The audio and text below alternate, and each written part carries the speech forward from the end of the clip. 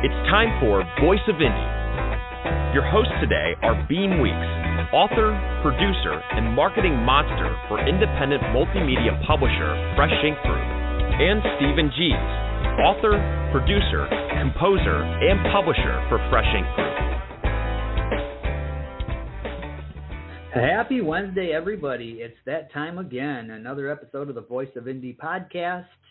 This week, we are celebrating our 150th episode, 150 of these over nearly 3 years, and we are grateful to those who tune in each week. I'm your host, Beem Weeks, and with me, as usual, is my co-host, Stephen Gies. How you doing tonight, Stephen? Thrilled to be here. How about you? I am doing fine. As a matter of fact, this afternoon, I was a guest on the Book World, The Great Escape podcast, hosted by C.J. Peterson and Michael Scott Clifton. We've had both of those fine authors on this program as well. And I just want to give them a shout-out and say thank you very much for having me on. Theirs is a video podcast, which was kind of fun and a little different than what we're used to, although I've done a few of those video podcasts. And if you want to find the link to that episode, it is on freshinkgroup.com. Go to podcasts, and it's there in the podcast. And you will also find Stephen Gies on there. He was their guest last week. So thank you again to CJ and Michael. Big appreciation.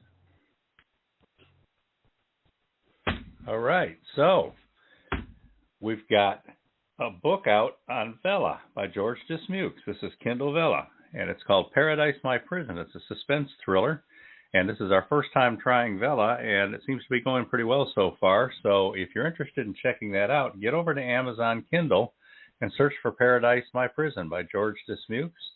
The first 3 chapters are free, and then after that, they'll give you a couple of 100 credits if you're a new user, and then you can buy many more chapters as well. But even if you were paying for those credits, it's just, cents. So it's not very expensive at all. So go check that out. Make sure you give each chapter a thumbs up after you read it and leave a comment as well. So that's Paradise, My Prison by George Dismukes, available now exclusively on Amazon Kindle Vella. Yeah, and I've been following along, and it's a really cool story. Also out is The Chair, Volume 3 by Robert McKenzie. That is out and available, and he's hard at work on Volumes 4 and 5 as well. So grab that, and if you haven't read Volumes 1 and 2, those are available as well. So get over to wherever it is you buy your books and grab a copy. Listeners, if you want to be part of tonight's show, you got a question or comment for the guest, you can do it 2 ways. That's Twitter or by calling in, and here's how you can do those. Call 516-453-9902 right now with your questions or comments for tonight's guest, or post a note on Twitter with hashtag Fresh Ink Group in the body of the tweet, and we'll read it on air. That's 516-453-9902 or hashtag Fresh Ink Group on Twitter. Hey. All right. We've got another book that's coming out the day after tomorrow. It's in pre-sale right now, so you can still get your advance copy ordered. But like I say, it'll be released the day after tomorrow, so everybody who did those pre-release orders will have their print copies shipped or their digital copies digitally delivered on Friday as well. What is this book, you say?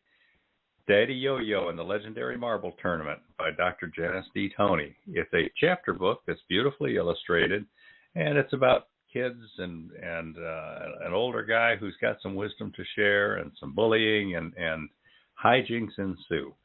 It's a very cool book. Check that out. It'll be out the day after tomorrow, but you can order your copies now. Daddy Yo-Yo and the Legendary Marble Tournament by Janice D. Toney. Yeah, some great illustrations in that book, too. So if you got youngsters, grab a copy. As we remember, a history of the Women's Relief Corps of Beaufort, South Carolina, by Najma Thomas is currently available as well. As a matter of fact, Najma is next week's guest, so be sure to tune in and learn all about this historical group and what they've gone through and what they're doing today, and just a great look at history. So tune in next week and have your questions ready for Najma Thomas. And if you want to know more about these books and other books that we've got in the pipeline, we have a newsletter, and here's how you can subscribe to that. Stay on top of these podcasts and all things Fresh Ink Group with our weekly digital newsletter, new releases, videos, stories, excerpts, interviews, and more. Sign up now on the homepage of freshinkgroup.com and be the one who knows what's what. What? All right. Okay, so let's look at some print bestsellers, Fresh Ink Group publications that are out there. Killing Trees, moving copies in print editions. Top 25, we'll run through them real quick. 25, 24, and 23 are all Mac McDowell Missions, paperback by Robert G. Williscroft. 25 is Operation Icebreaker. 24 is Operation Ivy Bells. 23 is Operation Arctic Sting. Those are all Mac McDowell Missions by Williscroft. The slot above that, As We Remember, A History of the Women's Relief Corps in Beaufort, South Carolina by Najma Thomas. Above that, a David Carroll book. We just submitted another David Carroll book that's full of humor, and we're looking forward to putting that out in the coming weeks here. This one is Hello, Chattanooga, Famous People Who Have Visited the Tennessee Valley. That book is 600 and something pages, chock full of historical photos, facts, information, anecdotes, cool stories, and the proof of who's been into Chattanooga. Next, above that, we've got J. Ash Looney, The Red Poppy, Joseph Stalin at Home. That's a play. Above that, Ellie Collins' Daisy Bold and Beautiful. That's the paperback edition. Go, Ellie! The first of her Greek mythology chapter books for young adults. Above that, J. Ash Looney again, Figuratively Speaking, Thesaurus of Expressions and Phrases. Above that, How to Teach Driving, Behind the Wheel, Lesson by Lesson, the Instructor's Edition by Kenneth Lindquist. Now we have Dr. Helen Burrell's American Agony, The Opioid War Against Patients in Pain. That's the paperback edition. Above that, How to Start and Run Your Own Food Truck Business in Florida, also the paperback edition. How to Paint an American by Andrew McGregor. That's a cool novel. You like that one, Beem? I do. I edited that, and that was a great read. So if you're into really cool stories, go out and grab a copy. And above that, we have The Chair, Volume 3, 7, 8, and 9 by Robert Mackenzie. That's the paperback edition. Now, we're getting into the top sellers here. Daddy Yo-Yo and the Legendary Marble Tournament, paperback edition. Still in pre-sale until the day after tomorrow. Get your copy ordered now, people. Don't dawdle. Above that, we've got Sassy Discovers the AME Church, and that's by B.A. Johnson. That's the first of the two Sassy chapter books that are beautifully illustrated by Fresh Ink Group artist Anik. Now, above this one, Jerry Pate will be happy to hear Submariner, 30 Years of Hijinks and Keeping the Fleet Afloat, has jumped back in at the number 6 position. So after dropping out for a week or two there, submarine sales are picking up again. That means those print editions at the retailers are continuing to sell out, and the retailers are placing orders with the distributors. So Submariner, 30 Years of Hijinks and Keeping the Fleet Afloat. That's 60 chapters of stories, true stories by a veteran submariner who lived it and has the stories to tell. Above that, speaking of living it and having stories to tell, The High Road, Memories from a Long Trip. Who's that by, Beem? That's by Mark Herndon, former drummer of the country music supergroup Alabama. Played drums for him for 28 years. Yeah. What a cool story to tell. Yeah, and that's in the top 5 print bestsellers from Fresh Ink Group.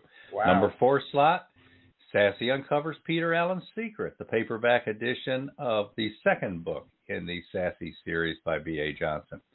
That brings us to our top 3. Number 3, the paperback edition of Shipwrecked and Rescued, The City of Bangor by Larry Jorgensen. Number 2, the hardcover edition. I like seeing hardcovers in the top couple of slots. This one's As We Remember, A History of the Women's Relief Corps in Beaufort, South Carolina, Dr. Najma Thomas. That is in our number 2 slot. Now, that's a fairly niche regional kind of book with, you would think of a smaller audience than something mass market or widespread, but look how well that book is doing. So, bravo, Najma, and all you women who are involved in that. That leads us to number 1. Now, who might be in that number 1 slot? Robert Mackenzie, The Chair, Volume 3, 7, 8, and 9, and it's the hardcover edition of a novel. The hardcover edition of the novel is the number 1 print Fresh Ink Group bestseller this week. Congratulations, Robert, and the rest of you people in the top 25. Yeah, congratulations.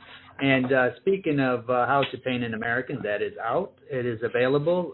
Go grab a copy. I cannot stress it enough that was a fantastic read and just a cool story.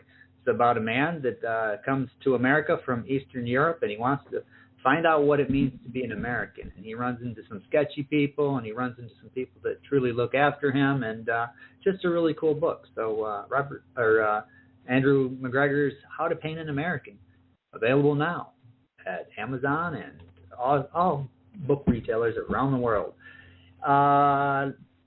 If you missed an episode, we got 150 of these now. We have an extensive archive. And here's how you can find those old episodes, or you can find a favorite episode that you haven't listened to in a while. They're all right here. Find your favorite show in the Voice of Indie archives on YouTube at Fresh Ink Group, StephenGees.com, BeamWeeks.com, FreshInkGroup.com, and on Spotify. And now you can listen on iHeartRadio, Google Podcasts, and TuneIn. Just search The Voice of Indie, all one word.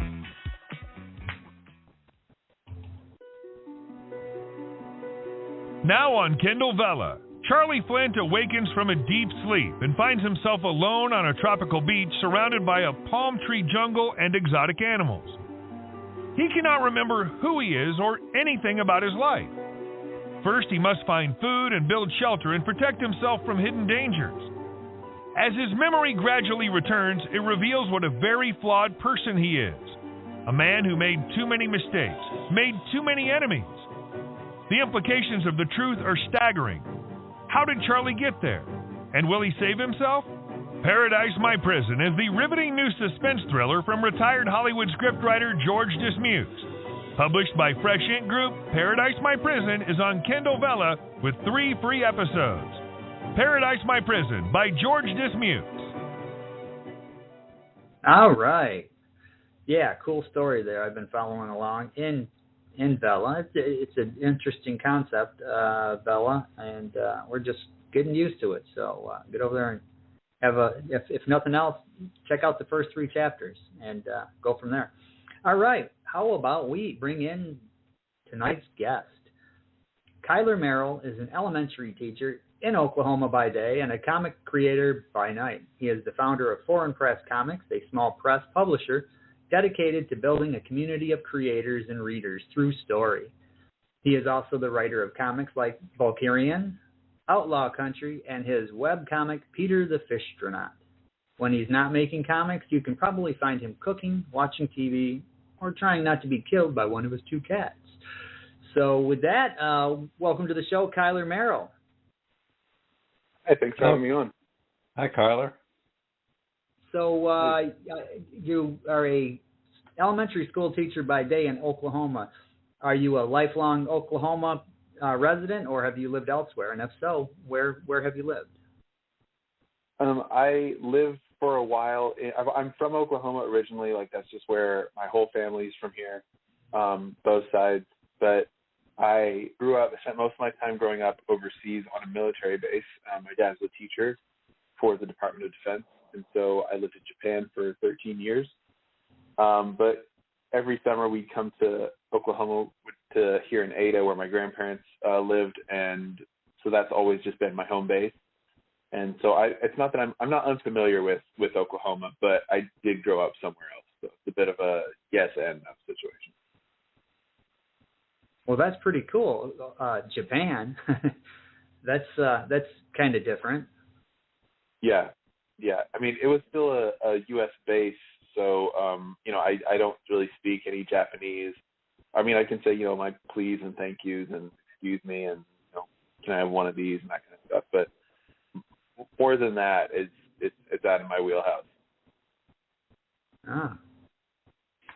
So, what kind of a kid were you, Kylar? Were you into reading and writing at an early age, or were you interested in other pursuits for a while and kind of came to writing and comic work at a later age?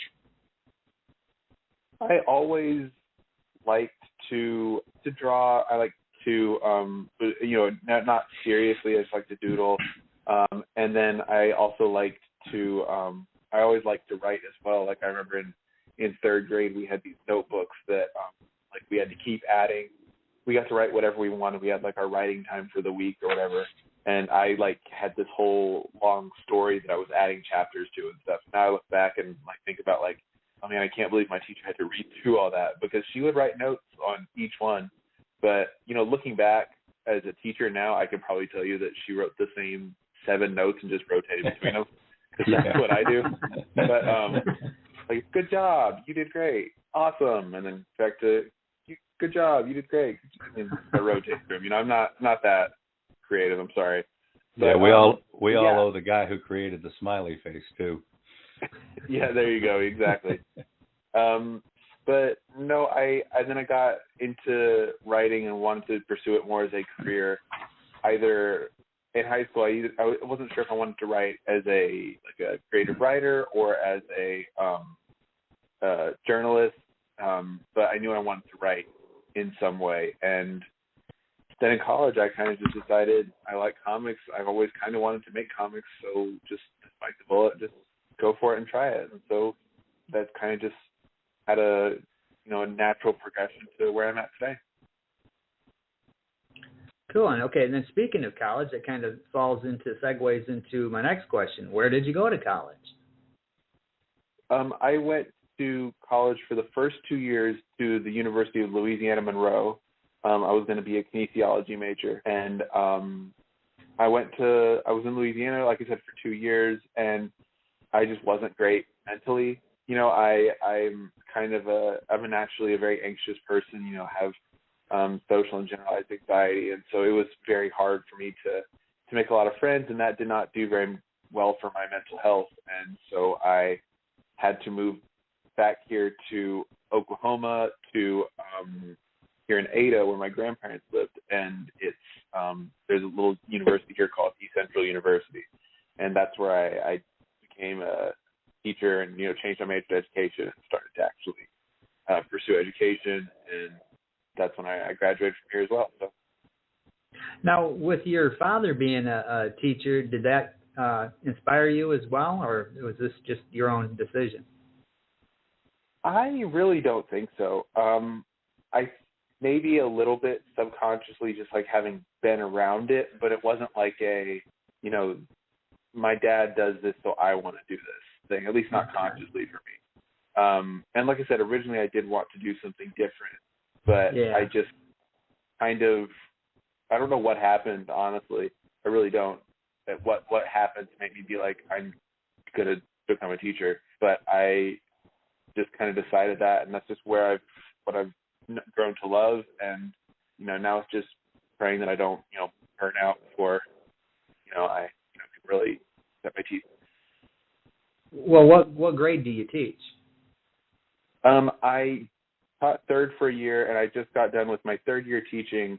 It was my second year teaching fifth grade, but I am starting a new job this school year teaching second. Just the fifth grade just wasn't for me. Crazy kid? It really wasn't. Yeah, it's not, crazy, but also just, kids don't care, and it's hard to, keep. I'm not even talking about like keep their attention, like, just getting them to focus on something, which that is hard, but it's like getting them to care about being in school, because parents don't seem to care, and it's just a lot of struggles from multiple angles. And it didn't help that my building that I taught in was a 5th and 6th grade center. It was, so there were no like younger kids, and so these kids acted very mature.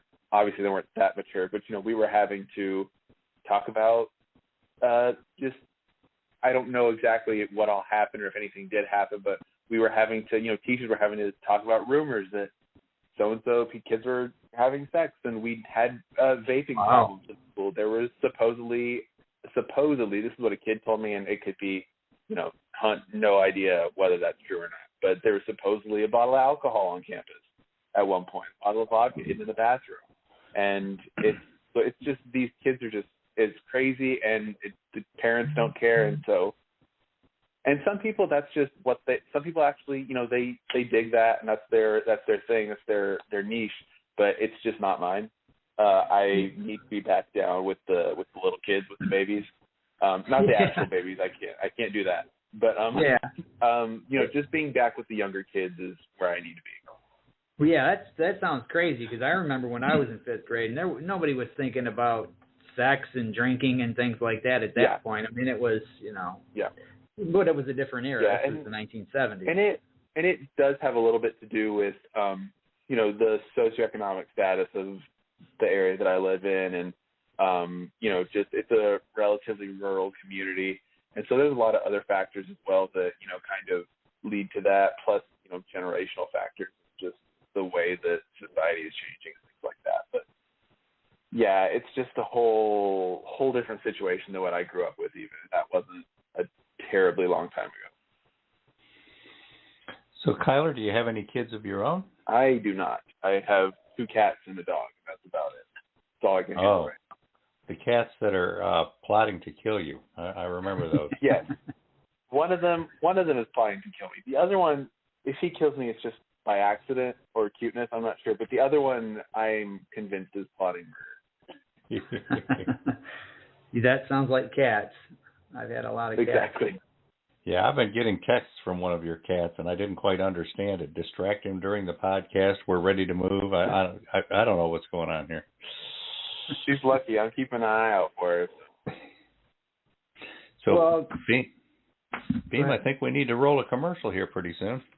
All right. We can roll one right now. We are talking with Kylar Merrell, a comic creator, and if you have questions or comments, give us a call. That's 516-453-9902. 516-453-9902. Or shoot us a comment on Twitter using the hashtag Fresh Ink Group. Yeah, the order of those numbers does matter. A grand epic saga by Robert Mackenzie. The Chair series spans centuries, touching the lives of 22 generations of related mothers and daughters, their stories witnessed by a simple pine chair.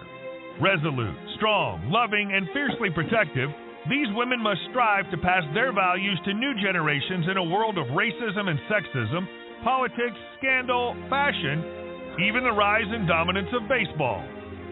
They live in privilege and poverty with faith and despair, relishing every moment of love, even as they suffer abiding grief. Volume 1, Lightning, Thunder, and Glory, spans the 1600s through World War I, while Volume 2, Faith, Hope, and Love, follows these women's descendants into modern times and beyond. In Volume 3, 7, 8, and 9, the Chair flashes back to pre-Civil War America, featuring a woman from the Second Mayflower, her daughter, the black market Irish lace importer, and a Canadian World War I fighter pilot. A blend of history and philosophy told through satire and parody, the story of the Chair could be found in some old trunk in any dusty old attic, but Mackenzie breathes it alive with riveting tales that span the real and the imagined. Proudly published by Fresh Ink Group, the Chair series by Robert Mackenzie is available worldwide in jacketed hardcover, softcover, and all ebook editions. All right. So get out there and grab your copy. Kylar, what do you do to unwind when you're coming out of the school, the kids have driven you crazy? Do you have any hobbies and interests? How do you spend your downtime? Getting off work, I try to nap, if I'm being honest. Try to just fall asleep if I can. Well, that's a hobby. Yeah, I would say so, yeah. But other than that, no, it's mostly, it's a lot of watching TV just because between making comics and work, it's a lot, so just, need something to relax. But exercising is a big one for me. Which I've, had to take a break from here recently. But then cooking is obviously based on, kind of the book I'm kind of working on at the moment. Cooking's kind of a big one for me as well. Okay. All right, we got some comments over on Twitter. Verwayne Greenhoe says that he went and found your appearance this afternoon, Beem, and he thought you did an excellent job. He says, I enjoyed your appearance. I also went back and found Stephen's appearance. So cool. Checking out that archives. And Joe Conjal says, hi, everyone. Nice job this afternoon, Beem. Look at that. You're a celebrity. Thank you, Joe. Yeah. So you want to take Joe's question for Kylar? Yeah, Kylar, Joe Conjal has a question for you. He says, hi, Kylar. Have you ever had the opportunity to do any work for Marvel or DC? If not, would you want to? Yeah, those are fly-by-night places. Yeah, no, definitely not there yet. But, you know, I think I would like to, but as I've gotten older, which I'm not that old, I'm only 26, but as I've just matured in my creative journey, I've kind of realized that I don't necessarily know if I want that in the same way that I did when I started. You know, when I started, it was like, I want to write the next, have a run on Batman. I want to have a run on the Avengers or something crazy like that. But as I've gotten older and kind of realized the way that the industry works and just how comics is a never-ending, like a lot of times called a never-ending second act. So, like, I don't really know that I would want to be like, oh, this Tyler is the new Batman writer. He's going to be the next guy to write Superman. But I think it would be cool to have my name on a book published by one of them, even if it's just like a one-shot or like a little, mini series that isn't really a big deal, just a small side character. Just like that would make me feel like I had made it in a way, like I, had my name on like a real thing would be good. But I don't think I want to like be a main writer there like that. Well, how long have you been doing the comics? I've been making comics since about 2017. When I was in college, I'd always, like I said before, I'd always kind of been interested in making comics or just creating in general, and I'd always been scared to put my art out there was the big thing that was holding me back. And it just kind of hit me. I just saw it somewhere, I guess. I can't give the exact quote, but basically the idea that someone's going to like your work, but also your work is going to appeal to somebody. It may not be everybody's cup of tea. It may not be, going to be the next thing like I was just talking about, but if somebody's going to be into it. And so that was kind of enough for me to feel comfortable putting myself out there like that. And so I started with just some little short comics. I thought I was going to build the next cinematic universe or whatever. Clearly that hasn't happened yet. But I started doing just superhero little shorts that I made characters for. And then that evolved to me writing a one-shot. And that's, come to starting a little mini-series, doing a couple of anthologies. And so it's kind of evolved from there. As a literary art form, comics are continuing to go strong. I mean, very strong. In fact, they've expanded into graphic novels and some other uses of comics to help illustrate stories now as well. So it's an easy entry type of literary story for very young people as well. And it's comfortable. I mean, it's visually appealing. Yeah. It's exciting. It's got very short snippets of description and dialogue usually. And the pictures tell the story, which is very cool. So, yeah, you're always going to have an interest. There's always going to be an audience there. Like Verwayne Greenhill on Twitter talking about it. He says, my son spent his first 6 years in the military in the Air Force before dropping out to get his degree. When he went back in, he was in the Army. Currently as a colonel, he did a steady comic strip for the base newspaper that was based on weird space creatures. All right. There you go, yeah. So there's always going to be the interest, no matter how old you are, your eyes get attracted by that comic, and then you stick around and see what it says. Yep. All right.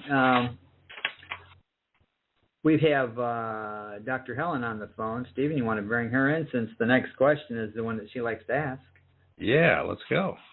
All right. So we are going to Bring her in. Hello, Dr. Howland. Hello. Hello. You already asked my first question, which is how did he get started writing, you know. Okay, well, and we left also, the next one to you. I would like to know what his process is, the ideas. He already touched on it, but a little deeper. Okay. As far as where my ideas come from? Yeah, and how you work with them. Yeah. Do you like to burn incense, chant, stand on one foot, face east? What's your deal? No, I don't really have a process, like any ritual or anything like that. It's just kind of, I have my brain is, undiagnosed ADD, so it's going 100 miles an hour at all times. Oh, that's hard. That's difficult, yeah. Yeah, so my brain's kind of going 100 miles an hour at all times. And so it's whenever I have an idea, it might be like from a show or from whatever it is that I'm doing, or just kind of if I'm listening to a podcast and they're talking about something, I can kind of like, my brain just starts to kind of form something. And usually what I'll do is I'll start with just writing that it's usually in a Google Doc. I'll just like open a new Google Doc, and like if my new prompt is like, I don't know, alien, whatever my idea is, I just put it in there like 1 or 2 sentences, and I kind of just let it sit. And if I come back to it, then it was something that was worth coming back to. If I don't see it until 2 years later, and I'm like, what is this idea? And I just figure, hey, that wasn't anything good. Let's just ignore it and move on. But no, I just my writing process, I start with a story circle, which comes from the Joseph Campbell, Hero's Journey stuff. But Dan Harmon, who wrote, who's the creator of Community and one of the creators of Rick and Morty, he has a story circle that he kind of put out there as part of, I can't remember what the organization was called. But anyway, it kind of just breaks it down into 8 parts, and that's kind of been the thing that I've always used. And so it just breaks the story into 8 pieces, like basically the hero's journey, and then I expand those. And then I kind of do a snowflake method from there, which if you don't know what that is, if anyone listening doesn't know what that is, it's just, I take each point and I expand those into 2 or 3 points, and I expand each of those into 2 or 3 points until I've fully built out everything that I have going on, in which case I turn it into a script. And then I draw from there. But usually, since I am the artist I'm the writer and the artist on a lot of my stuff, it means my scripts can be pretty sparse. I don't have to be, really verbose and put a lot of effort into them, because since I'm drawing them, I know what it's supposed to look like in my head, especially since I'm a very visual thinker. And so it's good for me to be able to, when I'm writing, I'm like, okay, I know I don't have to, if I was writing for another artist, I might have to, clarify, hey, I want this shot from overhead, X character is reaching towards Z character and they're grabbing them or whatever. But in my head, I can just be like, okay, I know what that looks like. I don't have to write all that out. I just know instinctively in my head, because it's my story. I'm the only person involved here, so. And then that's pretty much it. Then it goes to then I draw it, and then it goes to lettering, and then we're off to the races from there. Somebody else does the lettering? No, that's me. Okay. You do that. Do you hand letter, or do you use fonts? No, I use Photoshop. Technically, I'm supposed to use Illustrator, but I can't afford that. But that's amazing. I just do it all. Guys, that's amazing what he does with the ADHD, that he is able to do all of that. It's amazing. Yep. I appreciate that. But yeah, no, Very great. I want to see that work. Yeah, it's all on the website, formpresscomics.com. Congratulations. Yeah, there's a nice sample in today's newsletter too. Yes, there is. I think the one in there is from our most recent book that's crowdfunding right now. So, and that's something I'm really excited about. Cool. All right. Well, thank you for calling in, Dr. Helen. We appreciate that. Thank you. Always good to hear from you. We hope you stick around and listen to the rest of the show. I am sticking. Okay. All right. So we have a new commercial for Daddy Yo-Yo and the Legendary Marvel Tournament. I think we should roll it. All right. When Aaliyah and Kehlani go from having fun to tussling, Big Mama puts it to rest, as fighting and bullying are plain wrong. Later, Big Daddy tells the girls about the photo of a man on the mantle. His name is Daddy Yo-Yo, he says, telling the girls about his late grandfather, who watched out for all the children in his neighborhood. Daddy Yo-Yo and the legendary marble tournament is about a group of boys having fun until Evil Eye Bucket Smith tries bullying his smaller rival, young Chucky Fry. Daddy Yo-Yo won't stand for it. He knows that looking out for kids also means teaching about pride, self-worth, and caring for others. From Fresh Ink Group and author educator Janice D. Toney, the illustrated full-colored chapter book, Daddy Yo-Yo and the Legendary Marble Tournament is out now. Grab and share your copy in hardcover, softcover, or all ebook formats. Find out who the real winners are as we all learn the wisdom of Daddy Yo-Yo. All right. That book is going to be released the day after tomorrow. Get over there and pre-order your copy now, people. Digital, hardcover, softcover, scratch and sniff, you name it. We've got copies of it out there for sale. Get yours. Yeah. Now I see over on Twitter, Verwayne Greenhow has actually shared one of Kylar's creatures over there. He calls this one Flesh Larva. Oh. Is that one of yours, Kylar? How lovely. Oh, no, not mine. No. I'm not sure which talking about. That's not yours? Not one of mine. Okay. Well, that was the one I think that's his son. He was talking about his son earlier, so I think that's his son. Oh, okay. Was that? Maybe that's that. Maybe that's one of his sons. Okay. Yeah. Okay. All right. My bad. Looking fellow. So Kylar, let's get into your comic bona fides a little bit more too. At some point when you were young, you discovered comics. What were your favorites, your earliest favorites? I mean, were you one of those that got hooked into the superheroes or the story kind of comics, or what got you? I mean, I think that superheroes were probably the first thing I was exposed to, but they weren't necessarily my forte. I wasn't as a kid, I wasn't a huge comics guy. It's one of those things I knew they existed, and I read Captain Underpants in school. I read some of the other graphic novels that my school library had, which weren't that many at the time.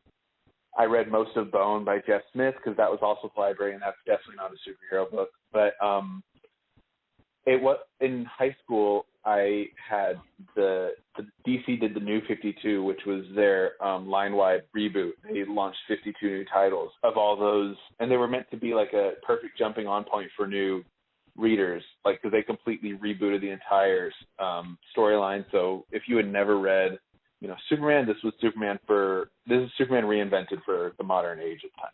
They've since gone back on all this, but as part of that movement, they had The Flash came out as part of and the artist in that book was named Francis Manapul, who is an awesome artist, awesome creator. He's written some other things. He wrote Infinity for a while, had a run as detective, and now he's doing some other stuff. But anyway, Francis Manapul's artwork was kind of the thing that really stuck with me, because to me, prior to that point, comics were either very campy looking Bam Pals 60s Adam West, or they were exactly very what I was thinking. Bam, pow. That's yeah, exactly. That's very those big sound effects and things like that. Yep. And then my other vision of comics was kind of the 90s extreme women with very revealing outfits on, dudes with huge muscles, very gritty kind of thing. And so Francis Manapul's artwork wasn't either one of those. It's much more streamlined, it's much more dynamic, and the way it's colored and everything is just really, really awesome. And it just really stuck with me. And that was the series that I kept up with. It was the first comic I ever fully collected. And so I just stuck with it. And then from there, I got more and more into comics and got comics here and there. And then especially in college is when I, because I was living in the States, I had access to a comic shop and access to, my own Amazon account. And so I just bought a bunch of comics. As I started to collect more books, I started to actually follow along with things, go like pick up my books on Wednesdays like a real comic fan. And I got into the movies, and now lately, the last 3 or 4 years, I've kind of expanded and gotten more into non-superhero comics, and I would kind of say that that's more where I'm at, is more independent and more just not superhero books, because I feel like they're a better medium, because superheroes are just kind of, if you want a full story, superhero comics are not the place to go, because like, not to get too deep in the weeds on a whole other thing, but like, Batman's never going to actually stop being Batman. It's always going to be DC, and Warner Brothers or Discovery's profits are going to always bring him back. It's never going to really evolve or become something different. And so that's kind of like I was talking about earlier, why superheroes and mainstream comics have kind of lost favor to me, because I've realized there's not as much that you can do as you can with more independent, more out there concepts. Well, as you got more and more exposed to the variety of stuff that's out there, because you started out with just a couple of things that caught your eye, and it sounds like that visual element was very important for you. And then you started discovering other comics, other subjects, other writers, other artists, stuff like that. As you see more and more of what kind of stuff is being done out there, that cutting edge stuff, is it influencing your style? Is your art changing and moving in directions, or are you just refining a particular look, or do you have a variety of looks that you use? I mainly have kind of the one style that I do, and it's just kind of learning to figure things out about it. Like recently I had an epiphany of sorts where I realized that one of the things that really holds my artwork back and makes it look very flat is that my lines are all basically the same thickness throughout the whole thing. And so when lines have for varying thicknesses, it really adds some weight to different areas of your artwork. And so I've kind of, I'm noticing things like that and making an effort to really work on them. And just the other day I was trying, not a different style, but I was kind of trying to do my style, but a little bit inspired by this creator, Daniel Warren Johnson, who does very dynamic, very action-packed things. And so I was kind of trying to emulate him a little bit more. But the only other style that I've kind of have is the one that I've recently developed. It's for my little webcomic, Peter the Fistronaut. That's just it's just a very simple, it's just like a normal newspaper comic strip type of style. So, not everything is anatomically correct all the time. Some things are over exaggerated. Things are a lot simpler and things like that. And so that's one of the reasons that I really like working on that book or that project, is that it lets me work in a much simpler style and doesn't make me, have to, put as much time. But I do experimental things every once in a while as well, like for the Comics from the Kitchen, the Clone Soup. That my story for that is done all in gouache, which is basically like watercolors. It was done digitally, but still it was done in a much looser, more painterly style. And so I do like the ability to mess around with things like that and mess around with coloring and themes and things that can alter the story that I'm trying to tell. Does any of your inspiration for looks and styles and stuff come from outside of comics? Like for example, 30, 40 years ago, movies tended to have a certain look that was kind of homogenous. Now, even filmmakers are all striving for that new look. Like Wes Anderson's got a movie coming out next week, for example. Mm-hmm. All you got to do is look at a Wes Anderson movie for 5 seconds, and it's a Wes Anderson movie, because he's got that look, and he's refined it and developed it and whatnot. And that kind of look, that would translate into a comic artist, doing the graphic version of those kinds of stories. So I guess what I'm asking is, it would be obvious for you to get inspiration from the other people who are out there doing the comics. Are you seeing stuff that's outside of comics that you're finding inspiring or giving you some ideas?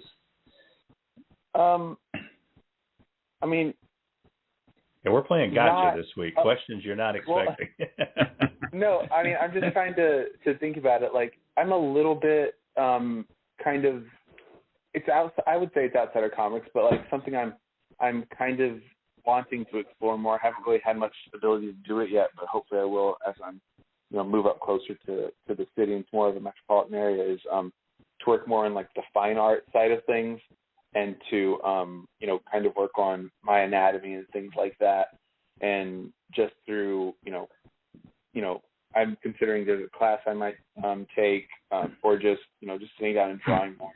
But it's definitely not all just comics. I do paint and things like that, not very well all the time, but I do things outside of comics. But I don't know that I would say that they really carry over, or that I'm even looking for inspiration elsewhere. If anything, I've kind of lately been trying to look at what's the word I'm looking for? Blocking different like shots in movies, like shots that really look really visually interesting. And so maybe, and some of those are things like I might keep in the back of my head. Like I'll be honest, I'm watching the 2009, the J.J. Abrams Star Trek right now. And not right now, it's paused. But right before this, I was watching and I paused and I'm going to go back to it later. But anyway, so like there's a couple shots in there that I was like, oh, okay, that's really cool. And like I'm working on something that might involve some aliens and some spaceships and things like that. And so like that would maybe even fit there, and just kind of things like that is maybe all I look for. But that's, like I said, a relatively new progression for me in my art. All right. Where can people buy your comics? Most of my comics are available at foreignpresscomics.com. That's where you can buy them all. But if you want any of our comics that are available for purchase, you can buy them right now as part of our Zoop campaign. We have Zoop, which I don't know if you or your listeners are familiar with Zoop, probably not. But it's a very comics-centered crowdfunding platform like Kickstarter, but for comics and comic-adjacent projects only. And so we have a book on there right now that is currently funding, and as an add-on for all of those for that project, you can get access to. You can buy any of our books. You can buy them digital, or you can buy them in physical form, or you can just buy them in a bundle. But that's kind of where I'm trying to direct people right now. Is if there's any of our books that you want, you can find them all on the Zoop page. Because anything they buy, even if it's not the Comics from the Kitchen book that we have going on, it'll still go to support that campaign. Well, do you have plans to offer your books through some of the more traditional channels, like Amazon, for example?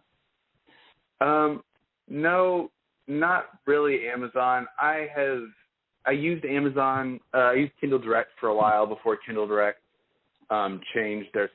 First of all, it just wasn't really working for me. I wasn't really able to sell, and I was kind of focusing things on more of a just on the comics audience, as opposed, because there's so many different routes that I could go to promote my stuff to really push my work, and I found that it was kind of working for me better to focus on my comics audience and focus them to places like Comixology, which has now defunct after Kindle Direct changes that happened, and now on things like Global Comics, where you can read a lot of digital comics on there.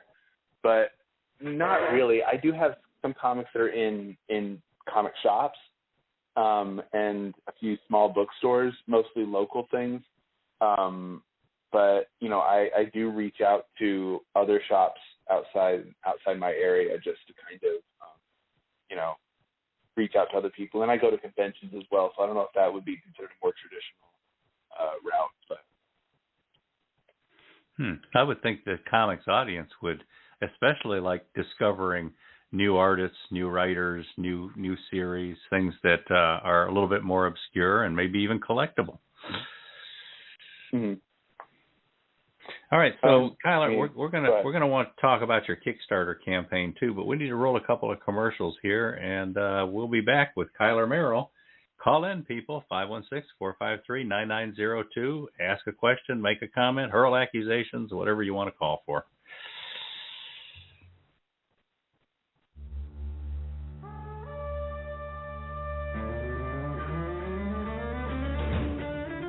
In the wake of September 11th, a man who grew up with his mother in Eastern European brothels comes to New York City searching for an adventure, identity, and home. The USA has other plans for him, though. It'll give him what he wants for a price. A series of imposed quests drives our beleaguered hero through America's dark heart, from New York to Boston to a Walmart on the outskirts of Atlanta, where he finds and spreads damnation and salvation while working the night shift.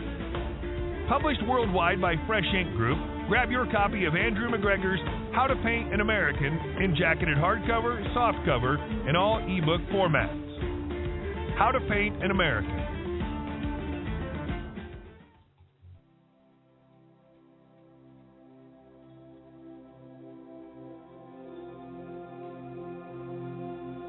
As We Remember documents the remarkable story of a Women's Relief Corps chapter in Beaufort, South Carolina. The WRC is a national organization established as an official auxiliary to the Grand Army of the Republic in 1883. A Women's Relief Corps post has existed in the city of Beaufort in various forms since 1892.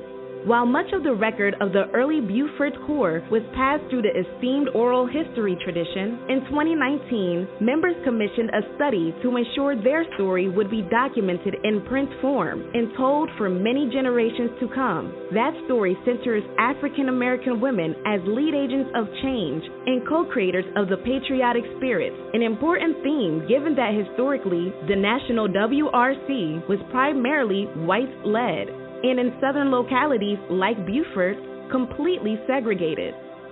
Beyond documenting the members' experiences, this story is compelling in the larger context of our nation contending with changing notions of its national identity and definitions of patriotism. Written and compiled by Najma Thomas, Ph.D., and proudly published by Fresh Ink Group, this fascinating history is available in all ebook formats, or grab your keepsake edition in full-color softcover or laminate hardcover, or listen to the audiobook narrated by the author. As We Remember, a history of the Women's Relief Corps in Beaufort, South Carolina.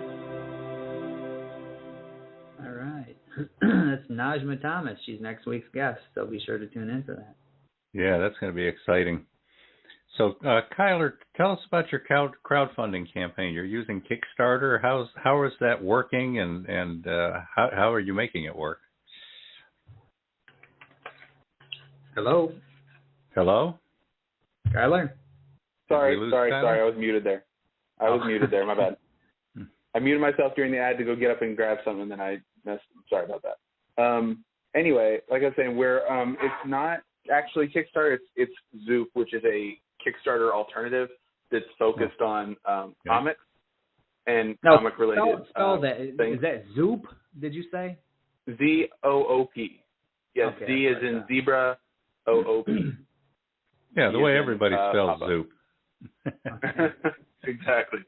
But yeah, so Comics in the Kitchen is over on Zoop right now. That's been being in the comics industry, crowdfunding is kind of the main way that I have to make the projects that I want to make, because I can't afford to do small runs of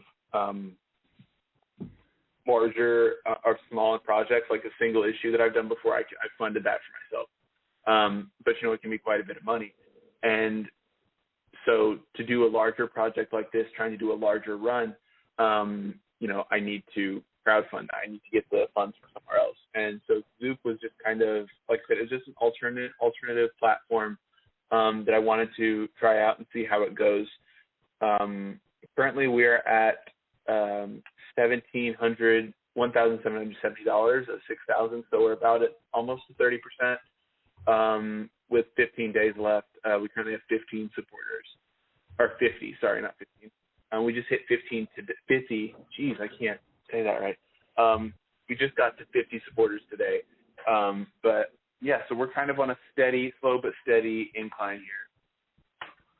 So anybody can be a supporter, right? Anybody in our listening audience, for example, can go find Zoop, Z-O-O-P, and what do they search for? Is there a name for this project or something? How do they make sure they're finding the right thing? Yeah, I'm putting it on Twitter right now. Okay.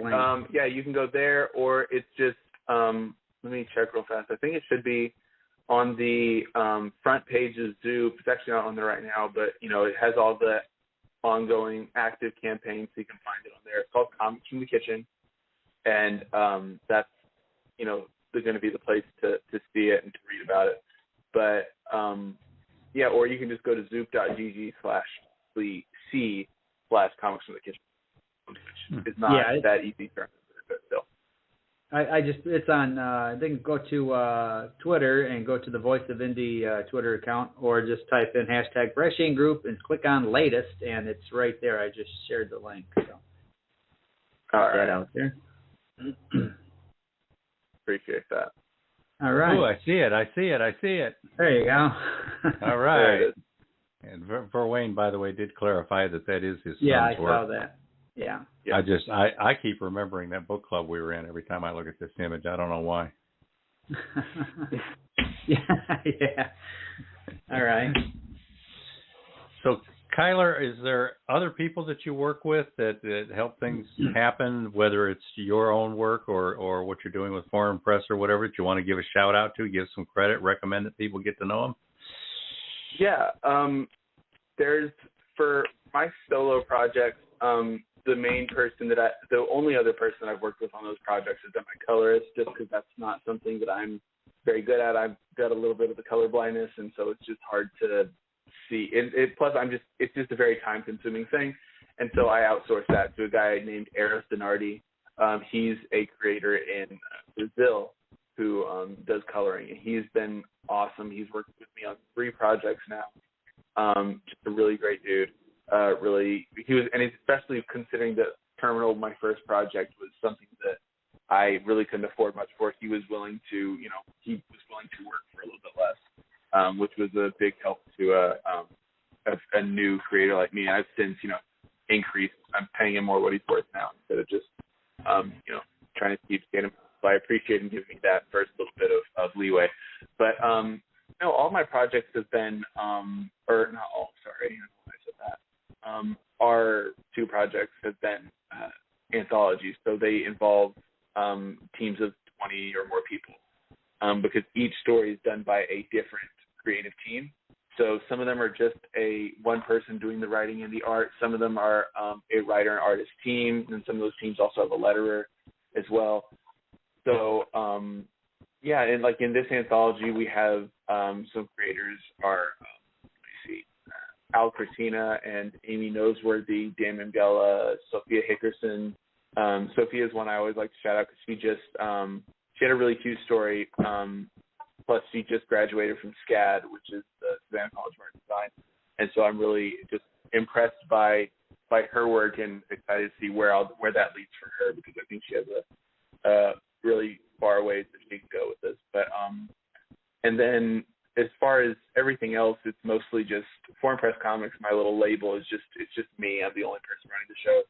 And so, I guess if I have to give a shout out to her, I'll shout out my girlfriend. But now she usually helps me a lot with, making little decisions like, hey, does this tweet sound okay? Or how does this email look? Or, which logo should I pick? Or which font goes better for this cookbook?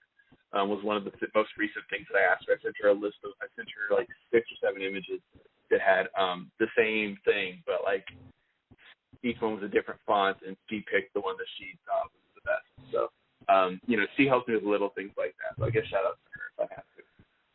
Those make a big difference. They keep us from going over the cliff. Exactly, yes. Okay, we're going to roll one more commercial here, and then we got our last couple of questions for Kylar Merrell, comic creator and comic publisher, and we'll be back. Best-selling author Gwen M. Plano presents The Culmination, A New Beginning, the final book in the Contracts thriller series. In the first book, co-penned by best-selling author John W. Howell, the Earth is threatened with a catastrophic event. and Heaven's leadership intervenes with extraordinary measures to ensure the survival of the planet. In Book 2, The Choice, a confidential team uncovers a traitorous conspiracy that has as its goal world domination. The pressing question is, who can be trusted and who cannot? The Culmination, A New Beginning, brings the contract thriller trilogy to a close. After an assassination attempt on an Air Force base in Northern California, tensions mount. Heads of state meet to craft a denuclearization agreement. The meetings between these nuclear powers take a murderous turn. A nefarious conspiracy reemerges and leads the characters into the heart of the Middle East, where they encounter the unexpected and find a reason for hope. Grab your copy now of The Culmination, A New Beginning by Gwen M. Plano. Available worldwide in hardcover, paperback, and all major ebook formats. The Culmination is proudly published by Fresh Ink Group. All right. The Culmination. Yeah, that's another one that's by a good friend of the show, Gwen M. Plano, so get out there and show her some support. Kylar, what kind of advice would you give to somebody who's just starting to get this idea about maybe creating their own comics and getting involved in that? The first thing I would say is just do it. Pull a Nike and just do it. Because, like, for me, the main thing that was holding me back was, will people like what I do? Will anybody actually buy my work? And, I've kind of just realized that, like I said before, someone's going to like it and other people aren't. And so just don't worry about, will it sell? Will people like it? Are people going to hate me? Because I'll give some sad but true advice. If you're just starting out, you're probably not big enough for anybody to actually tell you they dislike your work. In my eyes, if someone tells you that they dislike your work, it means you're doing something right, and you're, it means people are taking notice, and that means that you're getting somewhere. So if you're just starting, I wouldn't worry about anybody, doing it just because you're not somewhere where people are going to really take note of that yet. And that's not necessarily a bad thing. It's just kind of the way things are. And the next thing for anyone wanting to make comics specifically is there's a group out there called the Comic Jam. I found them through Reddit, which may or may not be around for much longer. We'll see how that goes. But there's a group called the Comic Jam. If anybody's listening and wants to be a part of it, send me a DM. I will hook you up. But it runs through a Discord server, and it's and they have a website called thecomicjam.com, I think. You can find it somewhere. But they do one-page comics on a different theme every week. So the whole group votes on a theme. And if you're a writer, you can write a script for that theme. If you're an artist, you'll get paired up with a script to write. And then sometimes they need letters as well. So if you want to work on your comic art skills, even if you don't want to color, if you just want to do black and white, they'll let you come in and do that. Or you can just come in and just be a letterer. You can just be a writer. You can, if you're like a writer who's like, actually, I want to try my hand at drawing something, you can totally say, hey, you just send them a message, say, hey, I want to try to draw a story this week. They'll let you draw a story. And so that's kind of the place that I started cutting my teeth in terms of just my comics skills, because I started doing that as an artist, and that just let me see, the way that other people write scripts and the way that other people just make comics. And just also it let me meet other people, because there's the first collaborator that I ever had on there. I collaborated with twice in a row. And turns out, this is just completely by chance, he's also from Oklahoma. And then I asked him to be a part of, to be a co-editor on my last anthology, Fletcher Cross. He's also the editor on my series Outlaw Country. And so Derek, his name's Derek Crow. I don't know if I mentioned that or not. But anyway, that's the Comic Jam, I think, is the best place to go, because it's just one page a week. It's not like you have to do a lot. And even if you want to just pop in for 1 week and say, I'm going to do something this week, and then hey, this isn't for me, they're not going to hold it against you. Or if you want to drop out and not say anything for 6 months and then pop in and say, hey, I want to do another story, they're not going to question you. It's just, and I think it's just kind of the most accepting place that I've noticed in terms of being able to make comics and being able to make work with some great people. Man, that's a terrific opportunity. That's not only is it an opportunity to learn, an opportunity to gain experience, but to start racking up some credits, even if it's just contributor credits as Exactly. well. Exactly. And that's kind of the other big thing that I didn't mention is, like you said, it lets you build out that portfolio, because especially if you're new to comics, especially if you're a writer or if you're in anything, actually, because, if you're a writer, you're forced to write on their theme. So you are forced to write in a genre that you might not always write in, and that's going to make you become a better writer. Same with art. It's going to force you to, one, learn how to work with someone else, but also to, again, draw on a genre that you don't know. And same for lettering as well. Like, people might think that my lettering is just like copying and pasting words onto a page, and part of it is, but it's also, me trying to make sure that my text boxes are, styled in a way that kind of fits the story. Pick a font that goes with my story. And it just kind of, it's all just about learning to work in different styles and expand your repertoire as a creator. Wow. Love cool.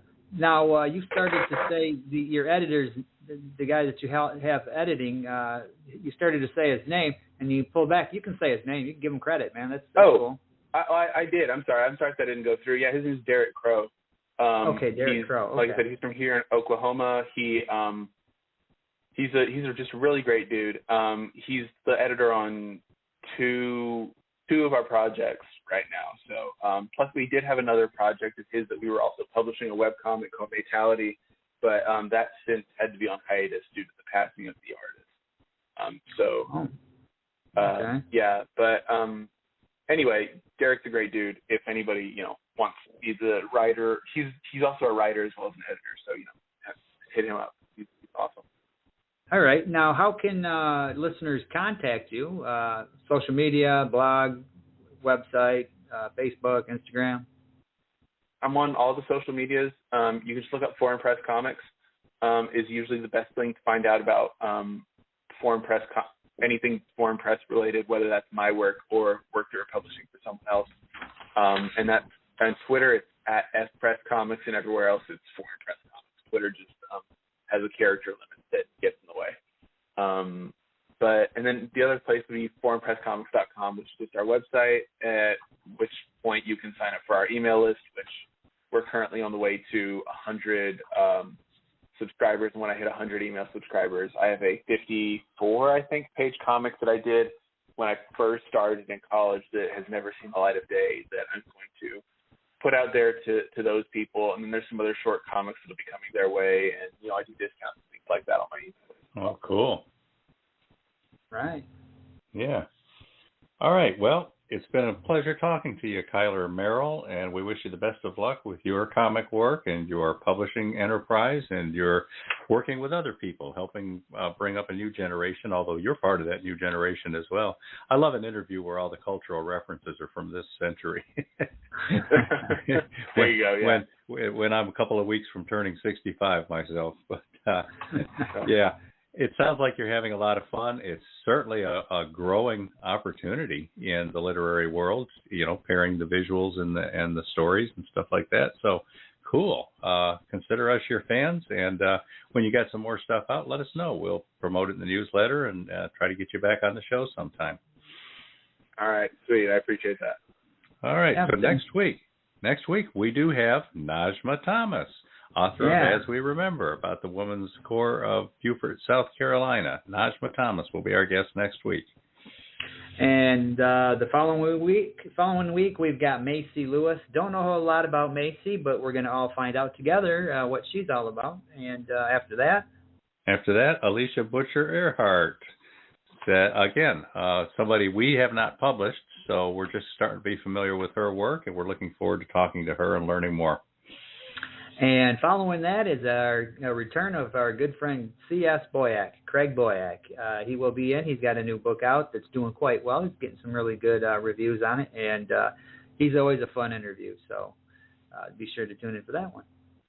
Yeah, so we look forward to seeing you next week. Remember, our guest's name is Kylar Merrell. His company is Foreign Press Comics. He's got some cool stuff out there.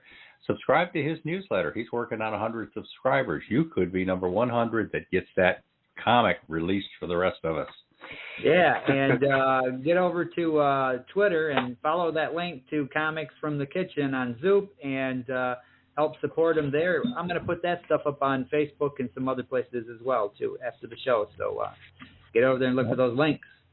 And as always, thank you to everybody who participated, who called in, who talked to us on Twitter, who helped spread the word, and basically who helped support indie authors, artists, musicians, and the people who are out there just trying to make it happen. We'll see you all next week. See everybody next week. Thanks, all Kylar. Right. Thanks, Bye. Kylar. Thank you.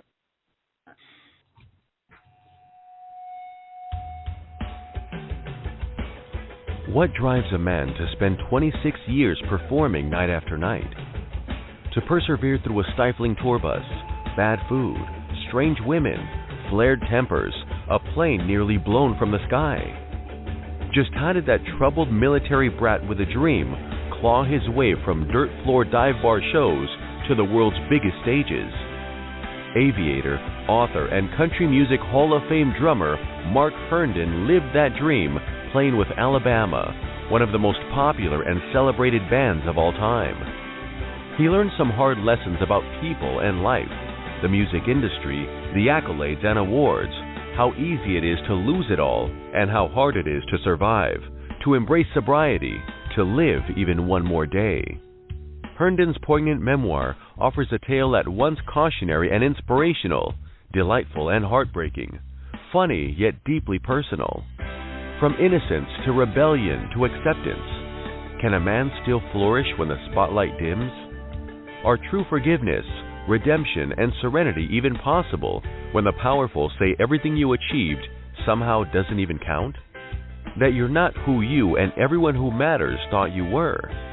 Find all this and more in Mark's remarkable memoir, The High Road, Memories from a Long Trip, proudly published by Fresh Ink Group in paperback and ebooks, and now in the keepsake dust-jacketed hardcover edition demanded by true fans.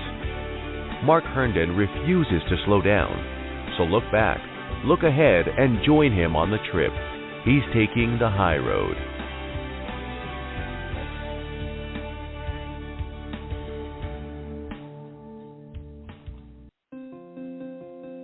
Check out FreshInkGroup.com for everything publishing. Meet scores of authors.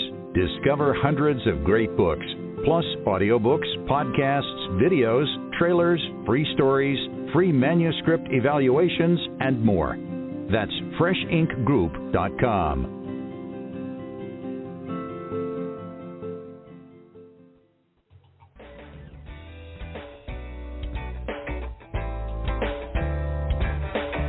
You've been a part of Voice of Indie, a production of Fresh Ink Group. Spread the word, support our guests, then find us at FreshInkGroup.com and be sure to hashtag Fresh Ink Group.